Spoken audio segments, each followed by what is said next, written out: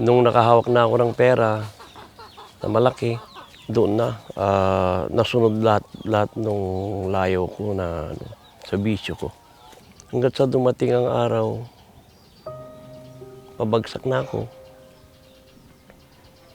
Para bang para lang ako naginip na bumalik ako sa pinanggalingan ko. Sabi ng misis ko, hindi ka ba nahihiya?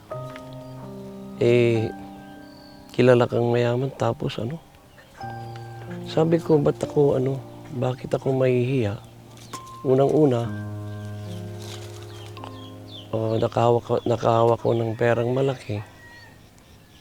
Sabihin nating nasubukan ko naging milyonaryo, pero wala akong natandang nasagasaan tao. Wala akong napasakitan kahit sa salita. Talagang ganyan ang buhay kako bata pa naman tayo kako. Mayroon pang pag-asa. Gusto ko, Lord, sabi ko, yung pakinggan mo ako. Yung pakinggan mo, yung prayer ko na, yung ako lang mag-isa. Di ba? Naniniwala kasi ako na babaguhin mo siya kako. Kasi ang sarap ng buhay. Yung luxury na pamumuhay, naranasan ko. Biglang nawala, ka? Di ba? Ang hirap ng ganun. Ibinigay, ibinalik ng Diyos. Di ba? Hindi ka pa ba doon? Hindi ka pa ba masaya doon?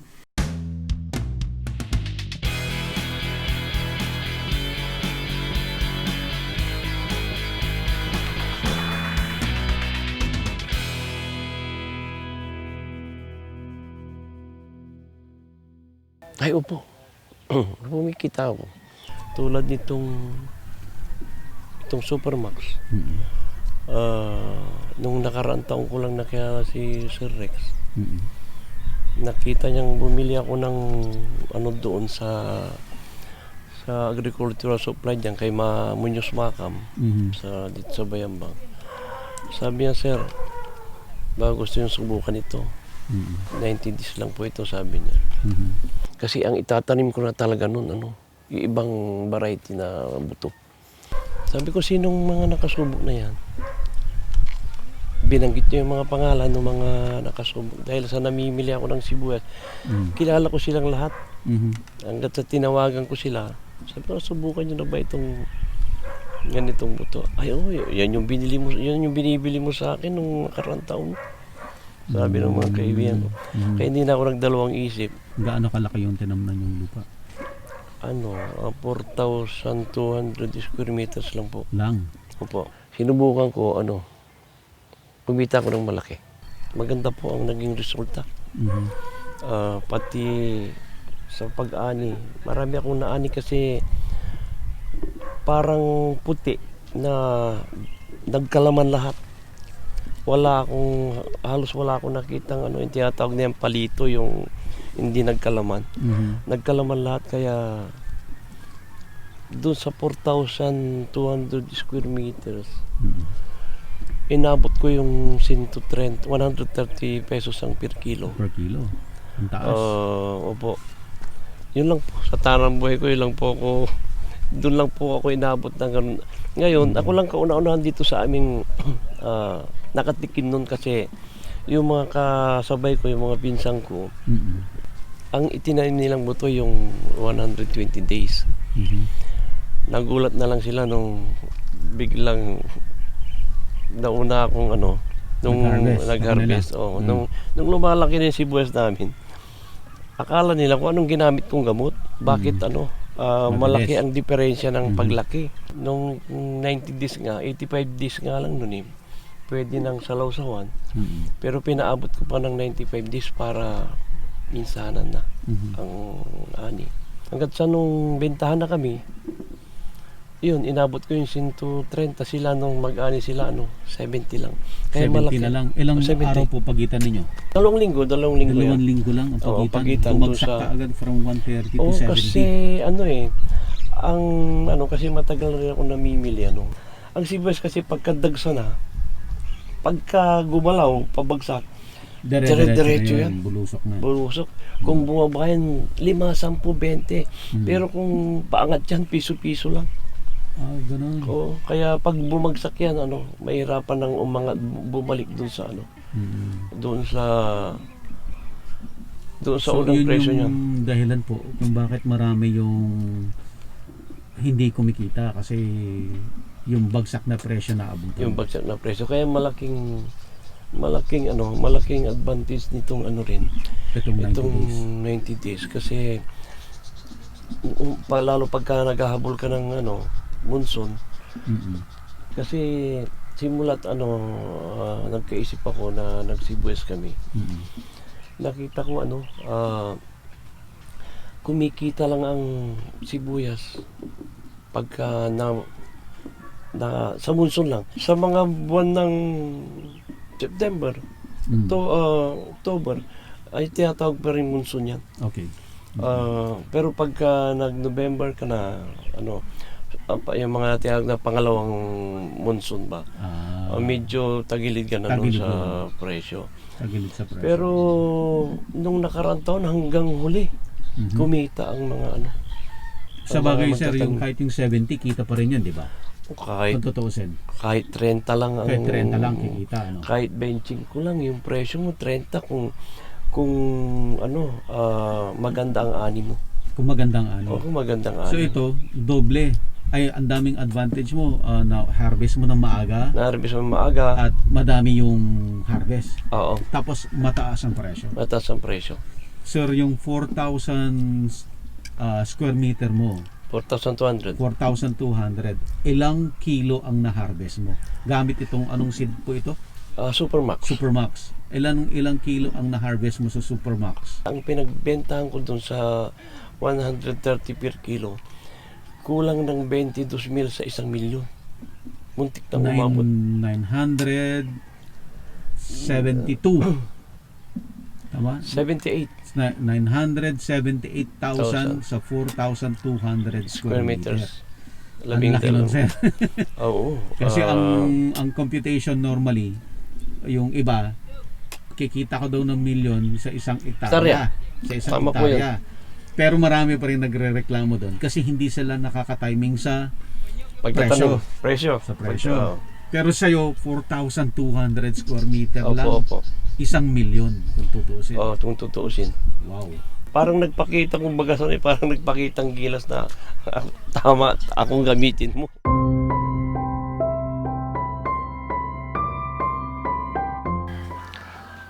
Mahirap lang ang buhay namin. Kutsero ang tatay ko. Tapos, alam mo sir, ang lagi kong pinapanalangin, yung bang hindi ako mag-aasawa hanggat hindi naging maayos ang buhay ko. Kasi nakikita ko yung mga kababata ko noon na maagang nag-asawa. Nakita ko yung mga anak nila parang kawa-awa. Kaya lagi kong pinapanalangin yun. Na sabi ko, Lord, di ako mag-asawa pag hindi maayos ang buhay ko. Dumating yun. Nagkaroon kami ng hanap buhay noon, maayos. Kumikita na ako ng noon. Nakakahawak na ako ng milyon. 90s po yun, nung pinanganak yung anak kong panganay. Edad 40 po ako siguro noon. Sugarol talaga kasi ako nung maliit pa ako eh. Nalulong ko sa sugal. Nung nakahawak na ako ng pera na malaki, doon na nasunod lahat nung layo ko na sa bisyo ko. Wala akong ginawa sa buong araw-araw. Ang mga tao ko nakadestino sa Mindanao, sa Bisaya, Cebu, Bacolod, Iloilo. Kaya nalibot ko lahat halos ang buong Pilipinas. Hanggang doon nagsasabong ako pagka napapadpad ako doon. Hanggang sa dumating ang araw, pabagsak na ako. Para bang para lang ako naginip na bumalik ako sa pinanggalingan ko. Bumalik ako sa pinanggalingan ko. Nag-apply ako ng driver. Driver ako ng truck, sir. Ng ilang taon siguro, 8 taon. Bumibiyaya ako ng Divisoria. Sabi ng misis ko, hindi ka ba nahihiya? Kilala kang mayaman tapos Sabi ko, bakit ako mahihiya? Unang-una, nakahawak ko ng perang malaki. Sabihin nating subukan ko naging milyonaryo, pero wala akong natandang nasagasaan tao. Wala akong napasakitan kahit sa salita. Ba't ako mahihiyak ako? Hindi. Yung mga taong maawa sa'yo, hindi mo maiaalis yung kako, pero talagang ganyan ang buhay kako. Bata pa naman tayo kako. Mayroon pang pag-asa. Malaki pa kako dahil ang nararamdaman ko sa pagkatao ko, yung nakadistino ako sa hindi mahirap kako, nakalabel lang ako. Ayun ang nararamdaman ko sa pagkatao ko kako.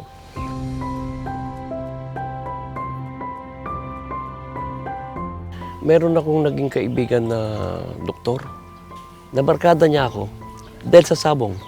Kaya kami naging close nun dahil parehas kaming lulong sa sugal. Ang father niya, optometrist. Ang mother niya, ophthalmologist. Tapos din siya, optometrist siya.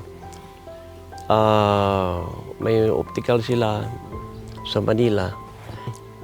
Nag-down siya. Magpapasko nun. Hindi niya napasweldoan kami. Ang lakas ng hanap buhay niya. Sabi sa akin, pare, gumawa ka ng remedyo. Sabi niya, pasweldoan mo yung mga tao. At ituloy mo yung hanap buhay ko, sabi niya. Andyan lahat yung gamit. Gamitin mo yung pangalan ko. Aalalayan kita. Doon ako umakyat. Naging milyonaryo ako. Ilang buwan lang, sir. Wala pang 1 taon milyonaryo. Baka 6 months siguro, nakahawak na ako ng milyon. Sa lakas ng hanap buhay niya. Baliktad eh. Sabi ko, sumunod ka sa magulang mo kako dahil nasa Nigeria sila. Aalalayan ko yung pamilya mo, sabi ko. Yung mga anak niya, nasa Montessori pa, no? Maliit pa rin yung mga anak niya, no? Pero tinupad ko yung pinangako ko sa kanya. Nung habang nasa Nigeria siya noon, sinundan yung mother niya. Taon din inabot. Sinuportahan ko yung pamilya niya sa pang-araw-araw nila. Malit lang na bagay kasi yun dahil malakas akong kumita noon.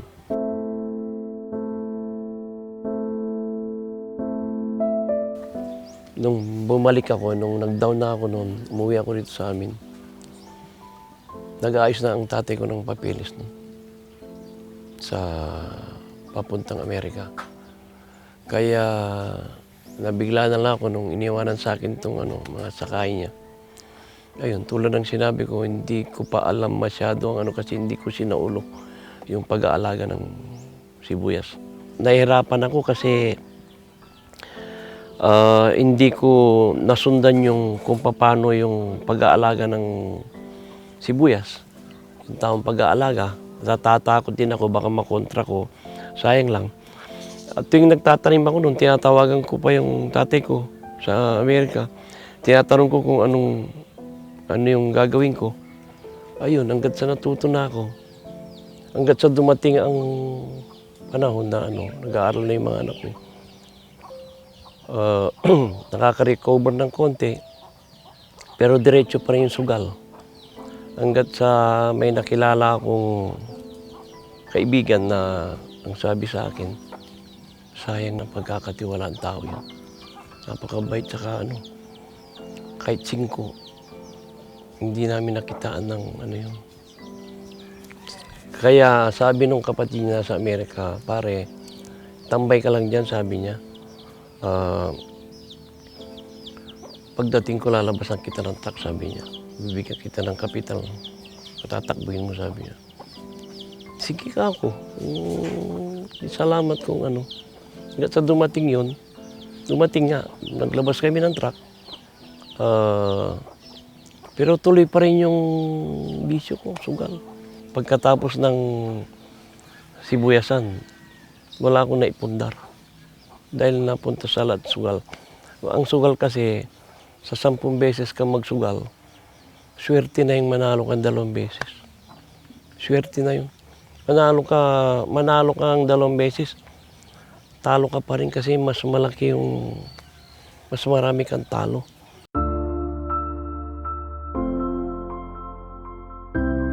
Kasi ang misis ko, born again eh.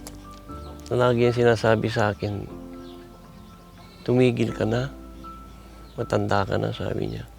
Ang misis ko kasi, alas 4 pa lang, nagigising na yan. Tapos ang napansin ko, pumupunta pala dyan sa simbahan ng born again. Nananalangin siya. Nananalangin siyang naririnig ko. Umiiyak. Ting umaga yun, bago umiiyak na nanalangin. Ma'am, kunento ni Sir, ano daw, pinanalangin niyo siya. Ang prayer naman kasi wala namang imposible yan, di ba? Kasi naranasan niya yung masarap na buhay, naranasan din niya yung from rag to riches, ngayon from riches to rags, mga ganon. Pero sa kanya, hindi naman niya hinanap. Kundi yung nangyayari na karangyaan ba sa buhay, sa kanya parang naging hanggang naging lesson sa kanya. So yung pagdarasal, sabi ko, yung parang naging instrument ko lang para totally na ma-reach niya kung ano yung kinakalagyan niya ngayon. Hindi ako titigil manalangin hanggat hindi ka kumawala dyan sa bisyo mo, sabi niya. Sabi ko, alam mo, buhay ko na ito. Ang pakiramdam ko pagka hindi ako nagsugal, para ako magkakasakit. Parang nagising na lang ako sa isang araw eh. Hindi na ako nagsusugal. Nung araw kasi pag may pera ko, hindi na ako makatulog. Parang dinuduro akong pumunta sa sugalan. Yun ang nararamdaman ko noon. Hanggat sa ngayon, nung napatigil niya ako, para lang ako naginip nung iisipin ko, paano ko naitigil yung sugal? At saka pag may pera ko ngayon, ngayon parang ayaw kong gastusin eh. Yung continuous praying lang. Yung hindi ka talaga magsasawa. Kasi parang kung titignan mo, yung pinagdaanan namin kasi, yung ang gandang buhay, tapos yung pagising mo na lang, wala ka na pala lahat. Naging adjustment ang nangyari. Parang ang hirap tanggapin na kung meron ka, yung meron ka dati, tapos bigla kang mawawala. Parang ang hirap tanggapin. Pero yun nga lang, nagpapasalamat din ako sa ating Diyos kasi nga, natutuhan naming mag-asawa. Yung pagiging, yung salita kasi niya na, kung ano yung meron ka, makontento ka. Diba? Itong pangalawang pagkakataon, parang masabi ko bang sir, ang swerte ko nasa kaibigan. Dahil yung unang yumaman ako noon, dahil doon sa kaibigan ko. Itong pangalawa naman ngayon, yung kaibigan ko nasa Amerika, ganun ang tiwala sa akin. Pero ako naman, dahil sa ganun ang tiwala at saka talagang honest akong tao, yan? Malinis lahat ang yan. Tsaka niisipin kong dayain ko siya dahil hindi naman niya nakikita. Hindi ko magawa kasi naging sugar naman ako pero hindi ako lumaking yung bang may pandaraya sa buhay. Kaya ganun katiwala yung kaibigan ko. Kaya ako nasabing swerte yata ako sa kaibigan dahil tulad ng unang kinikwento ko sa inyo, medyo napalampas ko yun dahil sa bisyo. Pero ito parang napag-iingatan ko na yung itong nakaraang taon na pamimili namin, so yung pamimili lang sira, hindi yung kita sa bukid. Naka 3 million kami. Malinis yun. Naitigil ko yung sugal nung malalaki na yung mga anak ko. May trabaho na sila. Dapat sana noon pa tinigil ko na para dumadas kasi sila ng kakapusan din nung nag-aaral sila. Talagang bitin yung budget nila. Kaya pag naalala ko yun, parang nangihinayang din ako sa panahong dumaan. May nagsabi sa aking matanda na sa ngayon, ikaw ang pinakamayaman dito sa barangay natin. Nung araw na yun, sir, mahalaga pa ang pera, no? May value pa ang pera, no? Siguro, 10 million hanggang 20 million siguro ang naipatalo ko nung panahon. At sa bumagsak ako. May dumarating na araw na walang derby, walang sabong. Ang hanap ko kasino. Sa experience ko kasi sa sugal, sa sabong, o kaya anong sugal, pag nanalo ka marami kang kaibigan. Nung nag-down na ako, isa lang yata o dalawa yung kaibigan ko, talagang kaibigan ko.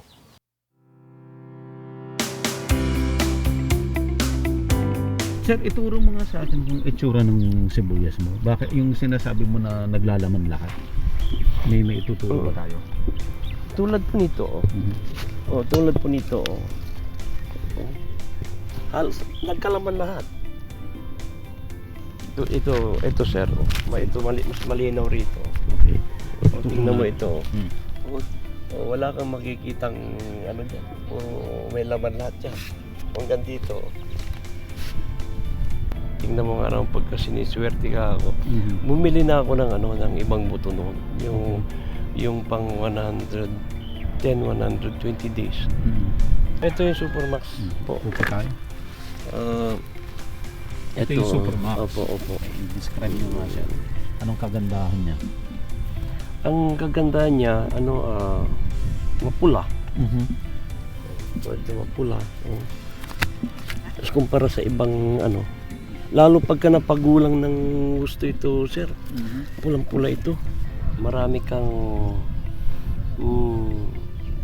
maaani kasi halos lahat 99% naglalaman. Tapos mabilis pa. Maiksi lang ang araw, 19 days nga lang. Totoo yung 19 days. Ganda yung pagkapula. Yung nung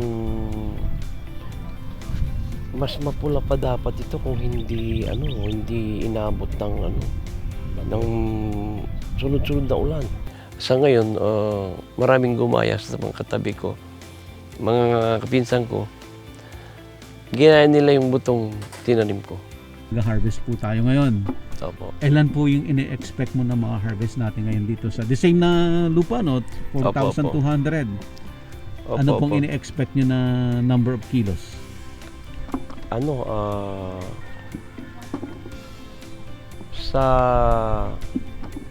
Hindi ba sa 5,000 siguro? 5,000 kilo. Kilo. Tapos magkano po ang presyo ngayon, sir? 110 ang inabot ko. 110 lang inabot niyo. Pero mataas pa rin yan, sir. Ay, mataas pa rin po yan. Tingin mo next week magkano na ang presyo niyan next week? Ay, bababa na yan sa 100. 100 na lang yan next week. Bababa pa yan sa 100. Oo. In 2 weeks time, mga 80 na lang yan. Ganun po. O 60 na lang. Maaari po, tulad kahapon, may nagsasabing 100. Tapos yung kaibigan ko, pumutok na rito sa lugar namin, pare, 90 na. Hindi ko pa sana bubunutin to. Gusto ko dadapalat ito para mas matimbang sana. Nag-aburido rin ako. Pinabunot ko na kasi sa 110. Nakakapanghinahin kung araw-araw bumababa ng 10. Pero at least sir, ang advantage mo, alam mo ang presyo talaga sa Maynila. Ay, opo. Araw-araw po akong tumatawag kahit sila. Nangumusta sila rito sa akin kung anong lakaran. Nung naging maayos na yung unang taon ng pagsasama namin sa pamimili, inalok niya akong kasi kasuhin ko yung lupay niya. Kasi maraming taon na siya sa Amerika. Nag-aabono pa. Walang pumapasok na yung income ba. Bali, yung binibigay niyang kapital, nalulugi pa. Hinawakan ko yung nagsasaka doon sa yung mga kasamak, yung mga katiwala niya. unang binigay sa akin doon, 10 hektarya. Kumuha ka ng tao mo para mag-asikaso dyan. Ang labanan natin dyan, labas gastos, hati. Bahala ka na dyan sa tao mo. Pagkatapos ng unang croppings, yung second crop, halimbawa tinan mo yung sibuyas ngayon, susunod tayo yung mais. Wala na akong pakialam dyan. Puhunanan mo na yan, sa'yo na yan. Nagrenta kami ng nasa 16 na hektarya, may git. Itong taon na ito. Tapos dyan sa may parting Diaz, meron din kaming nirentahan dyan, mga may git 5 hektarya. Kaya mayroon pa sa Pantol na naiwang narenta namin noong karang taon, mga 3 hektarya. Kaya nasa may git 40 hektarya ang tinataniman namin ng sibuyas. Opo. May mga 40 hectares ka na tinataman. May git. May get. Opo. Magkano yung kinita nyo doon? Na-harvest nyo na lahat yan, 40 hectares? Ay, hindi pa po. Ito pa lang una. Ito pa lang? Itong, Oo. itong Sarili mo? sarili ko, ito pa lang. Oo. Sir, magkano ang ini-expect nyo na kikitain doon sa 40 hectares plus? Ay, hindi po matansya. Depende po sa presyo mamaya. Mamaya? As in mamaya lang talaga? Oo. Ito darating na. Yung presyo talaga kasi tulad nung nasabi ko, nabanggit ko na lalo pagka bulyuman na ang bunutan, pag bumabayan talagang tuloy-tuloy na. tuloy-tuloy. Pero sir, ang Pangasinan ang nauuna, hindi ko ba? Ay, opo. So, yung ibang probinsya wala pa? Ay, wala pa po sa ngayon. Wala pa. Halos sa Nueva Ecija, halos nagtatanim pa po sila. Uh-huh. Sa Mindoro, ganun din po. Magtatanim pa lang din yata Magtatanim yun, pa no? lang sila. Nung unang taon nga na pinawakan ko yon, hanggat sa nakita niyang kumita. Sabi niya, ngayon lang ako, ngayon ko lang naranasan na kumita dyan sa lupa. Sarili ng lupa yun. Yung malakas na bus ko sa Divisoria yan. Puring-puri sa akin dahil magaling daw ako magsibuyas. Tuwing umaga na dumarating ang sibuyas na galing dito, talagang piling-pili.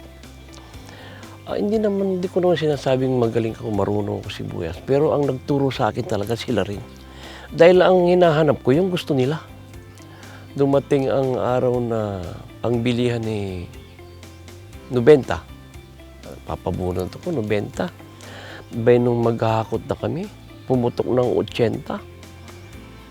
Tumawag sa akin, sabi niya, paano ito kuya?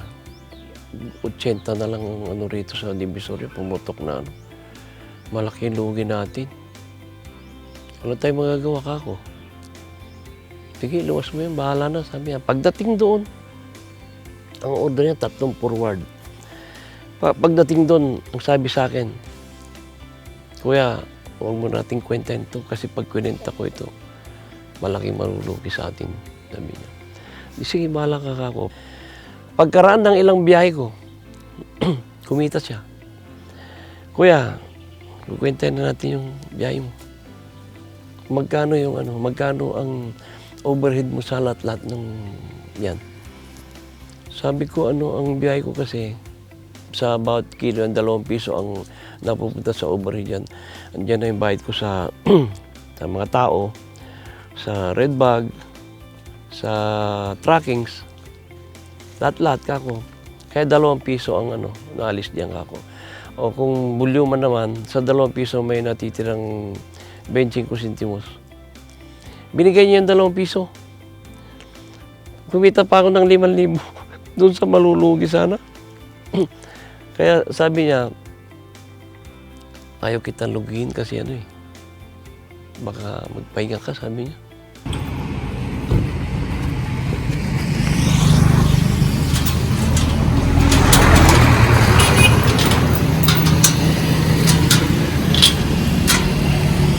Yan yung sang. Yan yung sang. Tubig.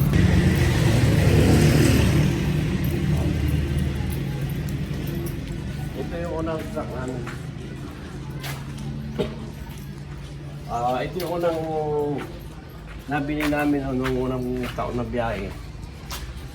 Tapos pangalawang taon, sir, yung nasa harap. Sa labas. Tapos ito ang nabili namin bago. Brand new ito. Ang biyahe mo, sir, sa Manila, araw-araw? Ay, opo, araw-araw. Pag nag-umpisa, araw-araw. Nag-arki lang pa ako. Kulang pa ito. Kulang ba yan? Ang bilis, sir, ng ano mo, ng Ay, oo. pagbulusok paakyat. Yun nga po, yung tulad ng sabi ng misis ko na yung bang share your blessings ba? Pag bumalik mahapaw pa. Ito yung anak kong pangalawa na tinuturuan ko sa pamimili ng sibuyas at tinuturuan kong pag-aalaga ng sibuyas. Para pagdating ng araw, pag matanda na tayo, may magtutuloy.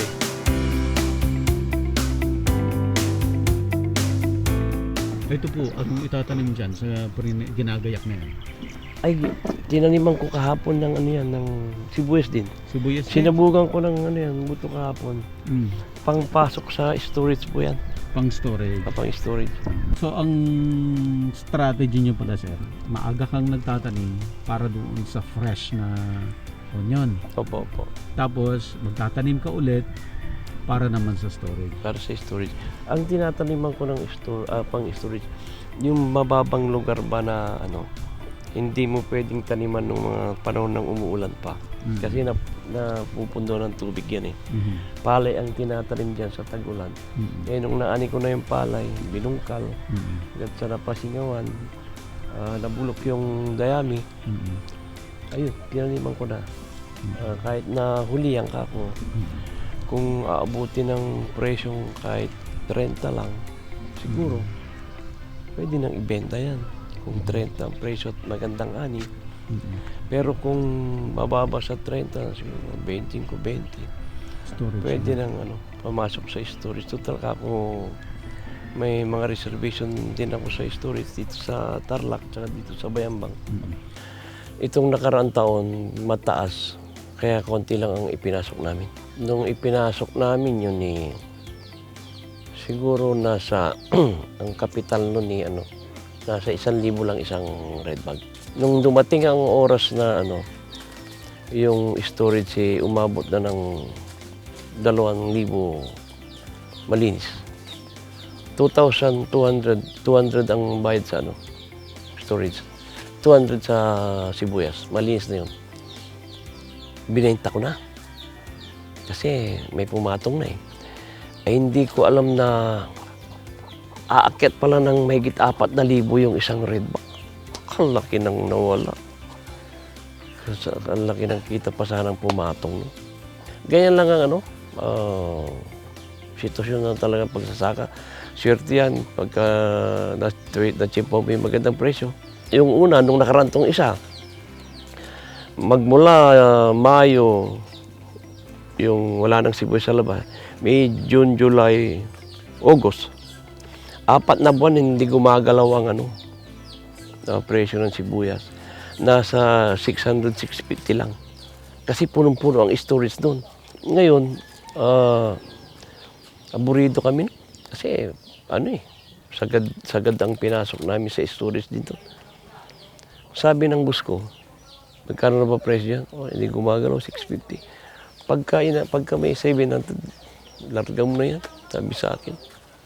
Hindi na tayo talo dyan. Kahit pa paano, tatabla na yan. Sa dami. Pagkaraan nung 1 linggo, 2 linggo, diretso na yung umakit ang presyo. Umabot ng 2,000 yata may. Sabi nung boss ko, hindi pa natatapat sa atin yan.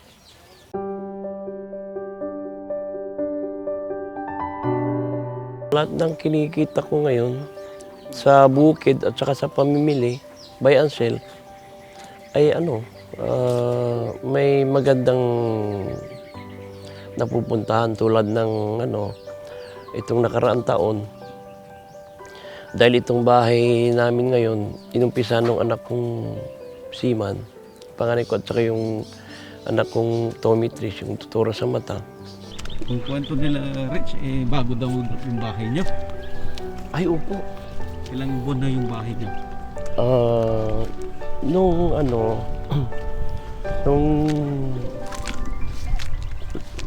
nung nung nakaraang taon pala, inumpisahan nung mga anak ko, ipatayo yan. Dumating yung pandemic nga, natigil sila pareho sa trabaho. Eh, ang sabi sa akin, paituloy mo na yung bahay. Naumpisa na namin, bahala ka na. Pero may pera ko, pambili ko sana ng ng Nissan Terra. Sabi niya, mas unahin mo na yung bahay. Eh, sigurado na yan. Kaya hindi na ako nagdalaw. Kaya yung pambili ko ng sakyan, pinanggawa ko na doon sa bayan. Sa awa ng Diyos, natapos na. Pero medyo kulang-kulang ang gamit pa sa loob. Sa loob tayo. Pasok po tayo? Opo.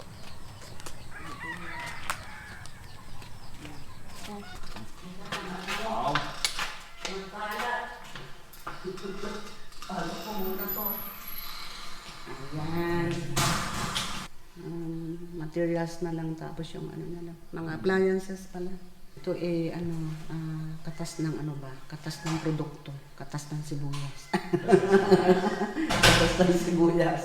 Ayan magulo-gulo pa.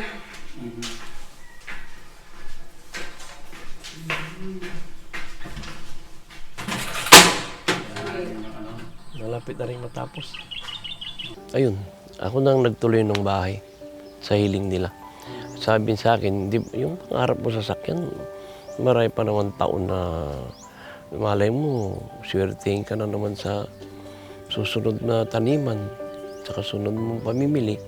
Sabi sa akin, makukumpleto ko ngayon siguro. Dahil sa medyo nabigyan na naman tayo ng magandang magandang presyo. Yun na ang kasarapan kasi ibinalik din unti-unti, di ba? O may bahay ka na.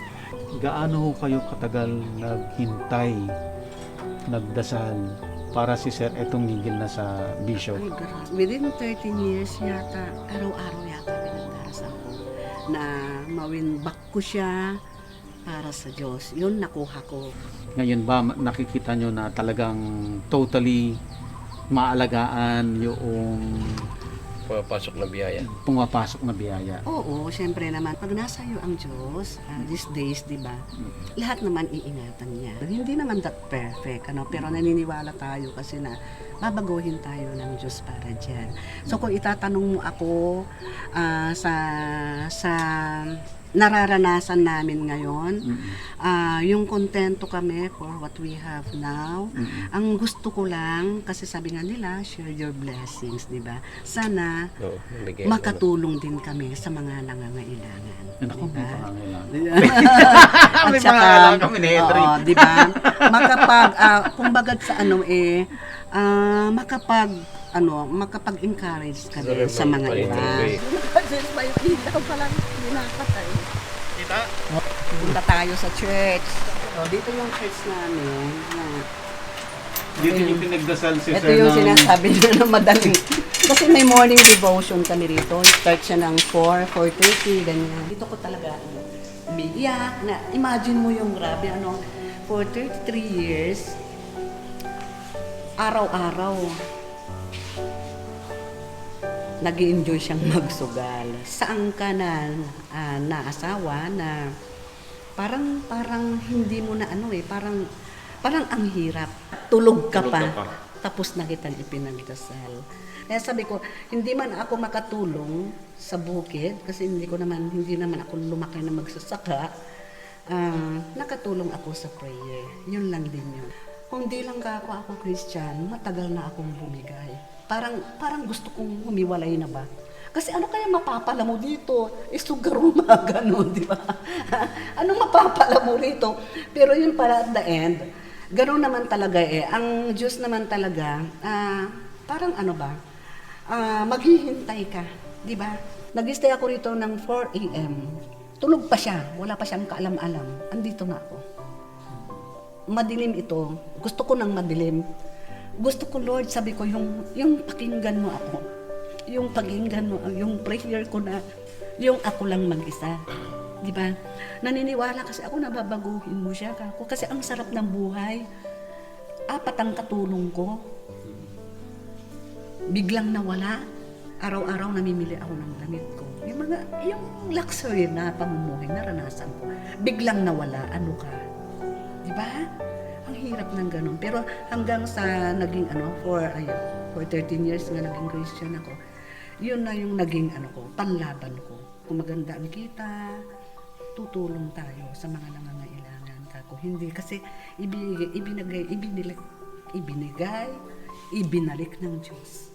Di ba? Hindi ka pa ba doon? Hindi ka pa ba masaya doon?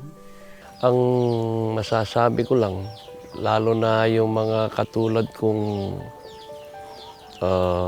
sagad sa bisyo, alam nyo kasi ang bisyo, ano yan, andyan na yung mapapabayaan mo ang pamilya mo.